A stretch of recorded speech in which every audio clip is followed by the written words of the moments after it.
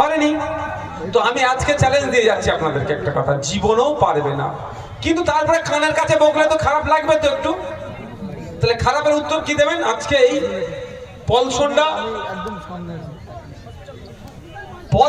Hospital মাঠে দাঁড়িয়ে আপনাদেরকে আমি একটা কথা দিয়ে যাচ্ছি, অন ক্যামেরা বলছি। আমার রাজ্য কমিটির একজন সর্বোচ্চ নেতার মধ্যে একজন, ইনি আমাদের শামসুর আলী স্যারের সামনে আপনাদের বলে যাচ্ছি, বিজেপি যদি আমাকে টাকা দেয় আমি গোপনে নয়, আমি প্রকাশ্যে নেব। ঠিক আছে? ভয় লাগলো নাকি? আমার ভয় লাগে না। যারা মুসলমানদের পেছনে লাথি মেরে বলছে বাংলাদেশে পাঠিয়ে দেবে, তারা আমাকে টাকা দেবে?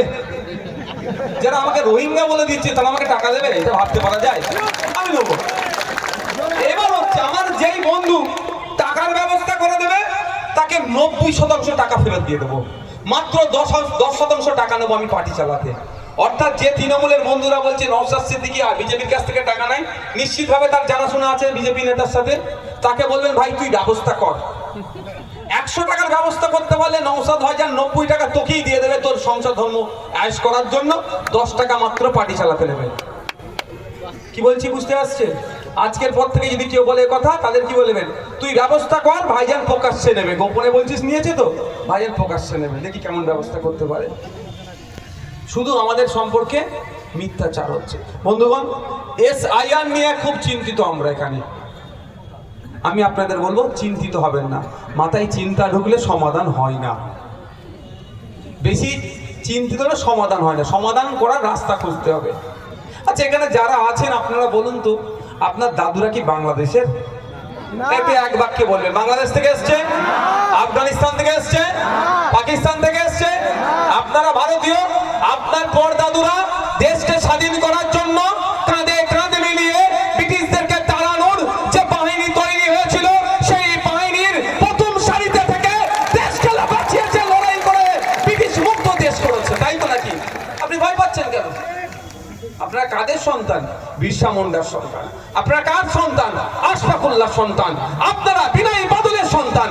আপনারা মাতঙ্গিনী হাজরার সন্তান। আপনারা প্রীতিলতা অর্থিদারের সন্তান। আপনারা ভয় পাবেন? আমি এখানে দাঁড়িয়ে বলছি, SIR করলে সব থেকে বেশি ক্ষতি কাদের হবে জানেন?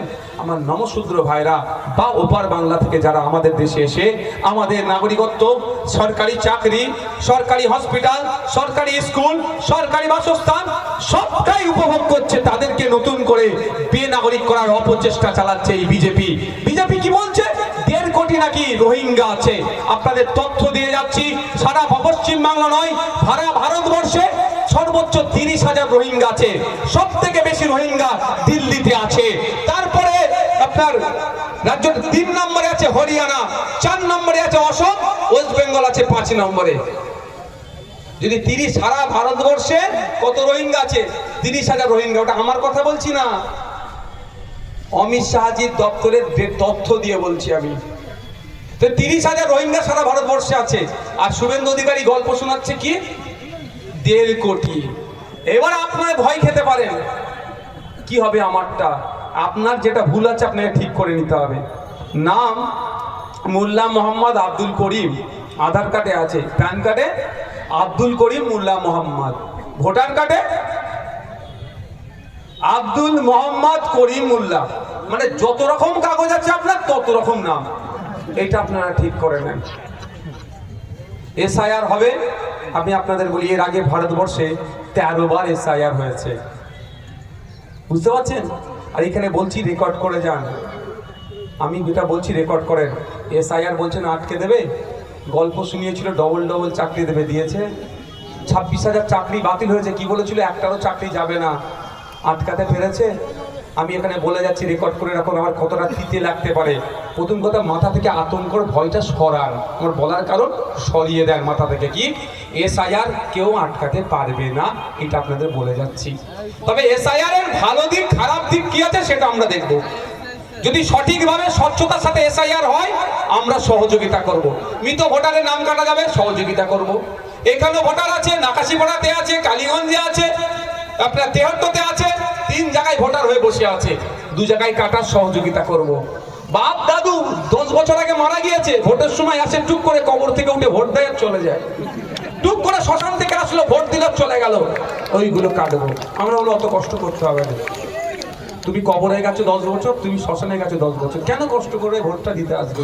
শুধু ভোটের সময় আসতে হবে না, সারা বছর পাত্তা নেই, ভোটের সময় আসো।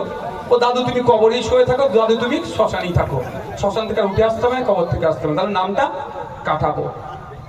আপনার এখানেও বাড়ি, কলকাতা রাজারহাটে ফ্ল্যাট নিয়েছেন, রাজারহাটেও ভোটার কার্ড বানিয়েছেন, একটা তো ভাই বাতিল হবে, বাতিল হবে তো, এটা নিয়ম।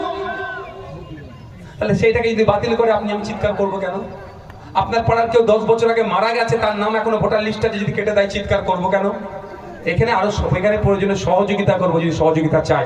তবে হ্যাঁ, আমার পাড়ায় রাম রহিম হোক, সীতা ফতেমা হোক, যদি বৈধ ভোটারকে যদি ডাউটফুল ভোটার ঘোষণা যে করবে যে অফিসার, আমরা নজর রাখবো, আইনি লড়াই করব, তার বিরুদ্ধে আইনি লড়াই চলবে, প্রয়োজনে ইসিআর এর বিরুদ্ধে আইনি লড়াই চলবে।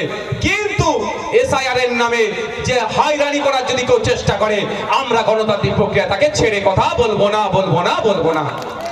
কিন্তু এটা মাথায় ঢুকিয়ে নেন, এর ইতিপূর্বে ভারতবর্ষে 13 বার এসআইআর হয়েছে, তখন রাজনৈতিক ভাবে হয়নি বলে এত চর্চা হয়নি।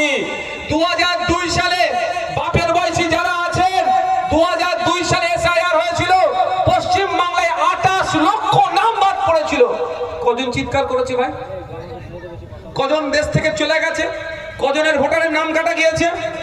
আমি আচ্ছা, এটা কোন বিধানসভা? আর যেখানে তামান্নার বাড়ি কালীগঞ্জ উপনির্বাচনে কত মানুষের নাম কাটা গেছে আপনারা জানেন? জানেন না?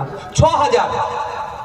কালীগঞ্জ উপনির্বাচনের আগে 6000 ভোটারের নাম কাটা গিয়েছে।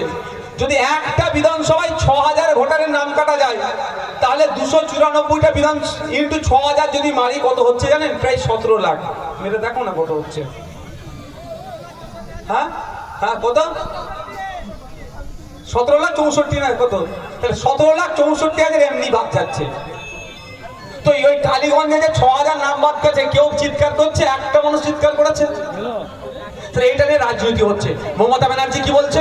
আমাকে ভোট দাও, তোর ভোট আমি আটকে দেবো, তোর নাম কেউ কাটতে পারবে না। আর শুভেন্দু অধিকারী হিন্দুদের ভাইদের কি বলছে? এই তোমরা আমাদের ভোট দাও, এই বেটাগুলোকে সব তাড়িয়ে দেবো। শুভেন্দু বাবুর বাবার জায়গায় আমি বসে আছি নাকি? হ্যাঁ না, মমতা ব্যানার্জির বাপের দয়াতে আমি পশ্চিমবাংলায় আছি। আমার বাপ দাদার লড়াই ব্রিটিশদের তাড়িয়েছে বিনয় বাদল দীনেশ, আশফাকুল্লাহ ফুরফুরার বীর আবু বকর, গান্ধীজি, নেতাজি একসাথে, আকরাম খাঁ সহ যারা আছেন একসাথে লড়াই করেছে, ব্রিটিশদের তাড়িয়ে স্বাধীন ভারতে আছি।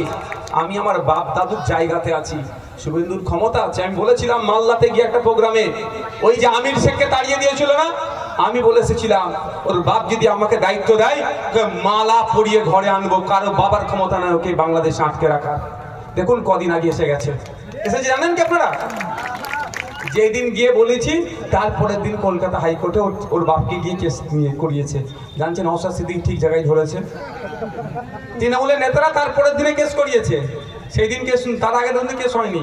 আমি তো জানি মামলা করতাম, আমি নিয়ে গিয়ে মামলা করে নিয়ে চলে আসতাম। আমি বলেছিলাম যে কি বলে আপনার মালা পরিয়ে ঢুকাবো। কেন বলেছিলাম? যে আমি ভারতীয়, এটা আমার সব থেকে বড় পরিচয়। আমার কারো মাজাল নাই, কারো ক্ষমতা নেই আমাকে দেশ থেকে তাড়াবার।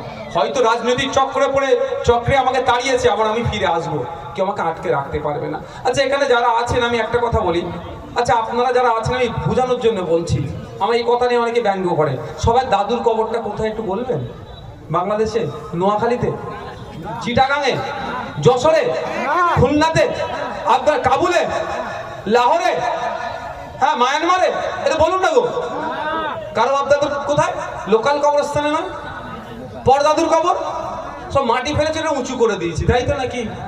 ভয় পাচ্ছেন কেন? ভয় তো রাজনৈতিক কারবারিটা আপনাদের খাওয়াচ্ছে। কেন খাবেন ভয়? আর এই ভয় ভাঙিয়ে দিই বলে আমি গাল খাই ভাই। আমি যদি এসে একটু ভয় খাইয়ে দিতাম, হ্যাঁ মুসলমান আমাকে ভোট দাও, আমি বাঁচিয়ে নেবো, নাহলে তোমাদের তাড়িয়ে দেবে, তখন মনে হতো নওশাদ সিদ্দিকী ঠিকই বলছে, আমাকে বাঁচাবে। আমি বাঁচাবার কেউ নয়। আমি আপনাদের শুধু বলে যাচ্ছি, আপনাদের কাগজ ঠিক রাখতে হবে, বানান ভুল। আচ্ছা, আপনারা যারা এখানে আছি সবাই তো দাদু সম্পত্তির উপরই বসবাস করছি। যাদের একটু পয়সা করি বেশি হয়েছে, শহরের দিকে উঠে গেছি। কিন্তু নারী কোথায় পুঁতা আছে? দাদু সম্পত্তিতে।